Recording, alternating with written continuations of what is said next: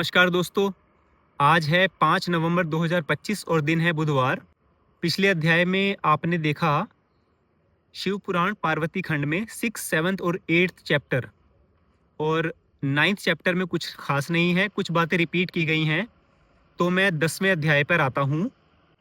भगवान शंकर जो है माता सती के जब शरीर त्याग करने के बाद वो बहुत व्याकुल हो गए थे और पूरे ब्रह्मांड में जो है भ्रमण कर रहे थे।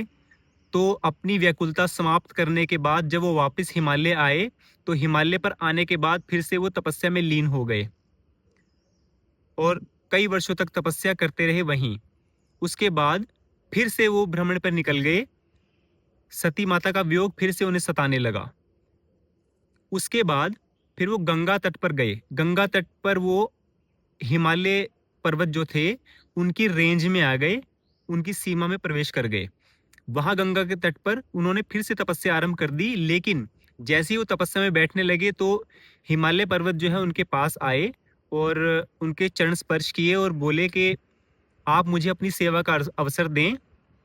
तो भगवान शंकर मुस्कुराने लगे और उनसे कहने लगे, अगर मेरी सेवा करनी ही चाहते हो तो इतना करो कि मैं जब तक तपस्या में हूं इस तपस्या को कोई भी भंग ना करने पाए, मेरे निकट कोई ना आने पाए। तो हिमालय पर्वत उनको वचन देकर चले गए और उन्होंने उस सारी सीमा को बांध दिया सैनिकों के द्वारा। उसके बाद जब कई वर्ष बीत गए तो भगवान शंकर तपस्या करते करते उनके सिर से पसीना गिरा। अब वो पसीना जैसे ही पृथ्वी पर गिरा तो उस पसीने से एक बालक प्रकट हुआ जिसकी 4 भुजाएं थी और वो जोर जोर से रुदन करने लगा, मतलब रोने लगा। जैसे ही वो रोने लगा, काफी देर तक रोता रहा, तब पृथ्वी देवी प्रकट हुई और पृथ्वी देवी ने उस बालक को अपनी गोद में लिया और स्तनपान करवाया, अपना दूध पिलाया। तो वो बालक शांत हो गया, चुप हो गया। भगवान शंकर पृथ्वी देवी का आभार प्रकट करने लगे कि देवी तुमने बहुत अच्छा किया जो इसे स्तनपान करवाया, अब इस बालक को तुम अपने साथ ले जाओ। पृथ्वी देवी ने अपना शीश झुकाकर उस बालक को अपने साथ ले गई और जब वो बालक थोड़ा बड़ा हुआ तो उसने भगवान शंकर की तपस्या आरंभ कर दी और उसका नाम भौम रखा गया। ये भौम जो है मंगल ग्रह है। भौम का दूसरा नाम मंगल भी है। जैसे हमारे 9 ग्रह हैं, सूर्य, चंद्र, भौम, बुध, गुरु, शुक्र, शनि, राहु, केतु, ये हमारे 9 ग्रह हैं। और इसी भौम ने जो है उन्हीं ग्रहों में स्थान प्राप्त किया तपस्या के द्वारा और ये सदा के लिए उन्हीं ग्रहों में बस गया। तो दोस्तों, मैंने आपको ये शिव पुराण पार्वती खंड का 10वां अध्याय बतलाया। अब हम नेक्स्ट चैप्टर में, नेक्स्ट अध्याय में फिर से मिलेंगे नए विषय के साथ।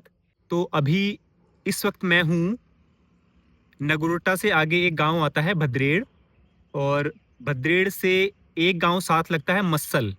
मेरे सामने जो है मस्सल है और इस तरफ मेन रोड है। मैं आपको ये सारा जंगल दिखाऊंगा अभी थोड़ा सा, पर यहाँ आबादी वगैरह नहीं है, थोड़ा सुनसान है काफ़ी। जैसे दाड़नू के नड्डी के जंगल है, वहाँ मेन लोग चलते रहते हैं, ट्रैफिक चलता रहता है। तो यहाँ ट्रैफिक काफ़ी दूर है, मैं बहुत अंदर आ गया हूँ।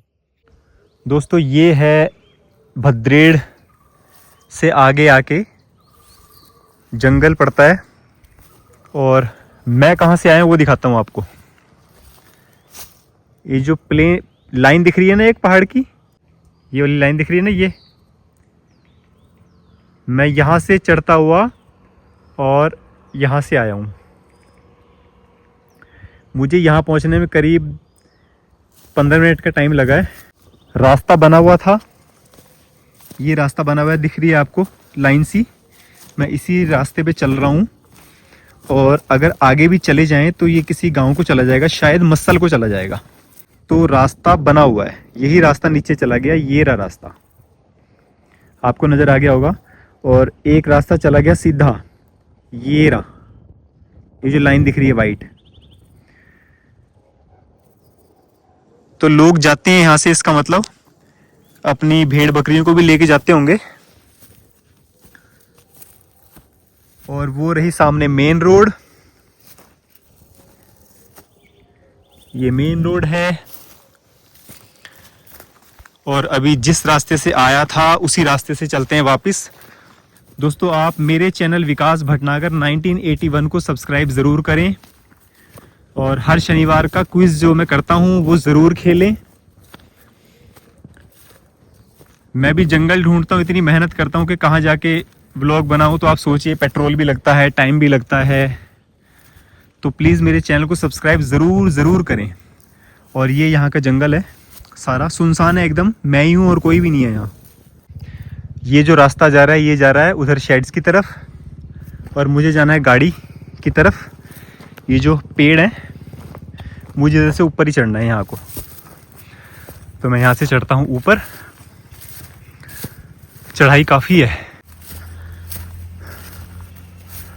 और मैं आ गया हूँ ऊपर। इसमें शायद या तो उड़ने वाले कीड़े होंगे या दूसरे ज़मीन पे रेंगने वाले कीड़े होंगे। उन्होंने ये घर बनाया है, देखो ये चींटियाँ जैसे होती हैं, काफ़ी सारी होंगी इसके अंदर। चढ़ाई तो चढ़ ली है, वहाँ से आया हूँ मैं और अब मैं जा रहा हूँ नीचे को। आने में मुझे 7-8 मिनट ही लगे हैं, जाने में टाइम लगा था। दोस्तों, रास्ता फिसल रहा है काफ़ी क्योंकि मैं तेज़ी से उतर रहा हूँ। नीचे जलापू भी है ना, वो जो चील के दिखाए थे आपको पत्ते घास वाले, ये फिसलते हैं। तो दोस्तों, मेरा ये व्लॉग यहीं तक था। अब मैं इजाज़त चाहूँगा, फिर मिलूँगा नेक्स्ट व्लॉग में। जय श्री राम।